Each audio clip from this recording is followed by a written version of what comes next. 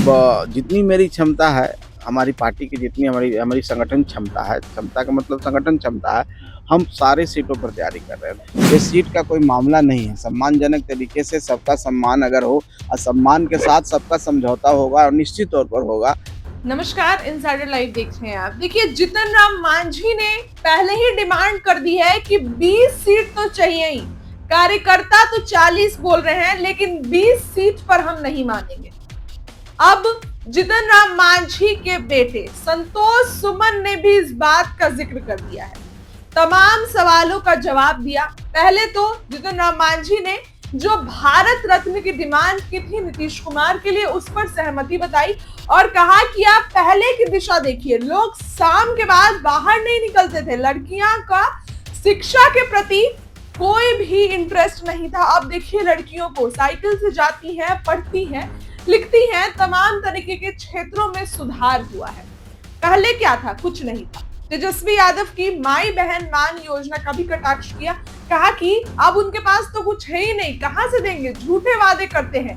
हेमंत सोरेन पहले भी मुख्यमंत्री थे, तो झारखंड में फिर उन्होंने सत्ता में आने के बाद लोगों को पैसा दिया, लेकिन जो तेजस्वी यादव है वो कैसे देंगे? तेजस्वी यादव पे कटाक्ष किया और इसके बाद फिर उनसे पूछा गया कि जीतन राम मांझी ने 20 सीटों पर डिमांड कर दिया। बस फिर क्या, संतोष सुमन ने भी डिमांड कर दी और कह दिया कि वो तो समझौता होगा, बैठकर बातचीत करेंगे। अभी कुछ भी कहना कितनी जल्दी अर्ली हो जाएगा, काफी जल्दबाजी हो जाएगी। आपका जो इशारा है उस पर भी बातचीत होगी, समझौता होगा।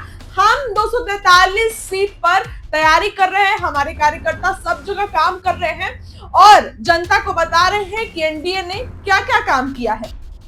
हिंदुस्तानी आवाम मोर्चा सब तरीके से जो है अभी संगठन मजबूत करने में जुटा हुआ है और हमारी संगठन क्षमता जितनी होगी उतनी सीट हमें चाहिए ही। अब देखिए, जीतन राम मांझी के बेटे संतोष सुमन ने भी डिमांड कर दी है। संतोष सुमन का बड़ा बयान सामने निकल कर आया है। विधानसभा चुनाव में अभी समय है, लेकिन समय से पहले ही डिमांड शुरू हो गई है।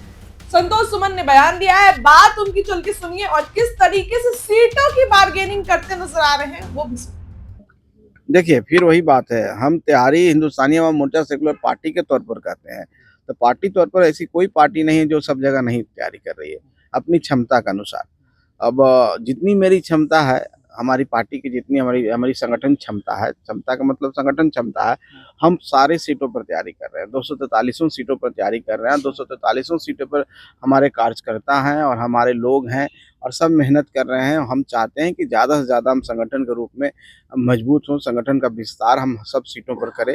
बाकी आपका जो इशारा जिस ओर है वो अभी समय नहीं आया। जब समय आएगा, बातचीत होगी, बैठ के जब सारी बातें होंगी तो निश्चित तौर पर आपको भी खबर करेंगे कि हम कितनी सीटों पर। आपके पिता लगातार 20 से 40 सीटों की डिमांड ज्यादा ध्यान कितनी सीटों पर आएगा सर? जितनी सीटिंग सीटें हैं फिलहाल उस पे या फिर उससे ज्यादा?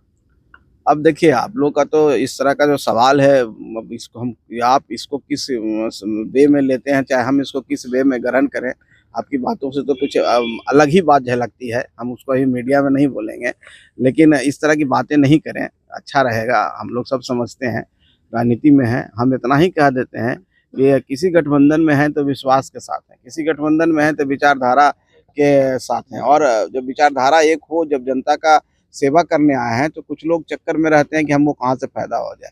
तो उस तरह के चक्कर में हम नहीं रहते हैं, ना हमारी पार्टी रहती है।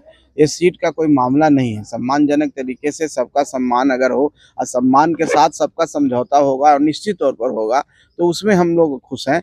बाकी जहाँ तक बात होगा, ये बात आपको कहने की जरूरत नहीं। हम लोग बैठ करके आज शांति से सब काम कर लेंगे, इसमें कहीं पर कोई इफर्ट नहीं है। मंत्री जी चाह रहे हैं कि चिराग पासवान को जितनी सीट मिले उतने आपको भी सीट मिले बिहार में। ये कौन कह दिया आपको? कोई तुलना ही नहीं होता है। हम लोग क्यों तुलना किसी से करें? सब अपनी अपनी अपनी बातें करते हैं, हम अपनी बात करेंगे। जब हम बैठेंगे तो अपनी बात करेंगे, हम किन्हीं से तुलना क्यों करेंगे? ये तो बात सही नहीं है। और जहाँ तक चिराग पासवान जी की बात है, चिराग पासवान जी भी अपनी पार्टी के लिए काम कर रहे हैं, अपनी पार्टी को आगे बढ़ाने के लिए कर रहे हैं। हम भी अपनी पार्टी को आगे बढ़ाना चाहते हैं। ये समय का फेर है, समय आएगा, धीरे धीरे सब हो जाएगा। आप निश्चिंत रहिए, आपको कहीं परेशानी नजर नहीं आएगी, सब आपको स्पष्ट कर दिया जाएगा। एक सवाल है सर कि मुख्यमंत्री नीतीश कुमार के बेटे निशांत कुमार को जो है वो राजनीति में एंट्री उनकी होनी है होली के बाद, ऐसा कहा जा रहा है, संभावनाएं जताई जा रही है, आपको क्या लगता अब संभावना पर हम क्या बात करें, इसकी तो कोई जानकारी न मुझे है, और जिस दिन जानकारी होगी आपको स्पष्ट कर देंगे। और कोई भी व्यक्ति आज़ाद है यहाँ पर राजनीति में आने के लिए, कोई काम करने के लिए। तो माननीय नीतीश कुमार जी के जो बेटे हैं वो भी इसी समाज के हिस्सा हैं। अगर उनको इच्छा करता है कि हम कोई समाज सेवा करना है तो कोई रोक नहीं सकता है, उनके पिताजी भी नहीं रोक सकते हैं।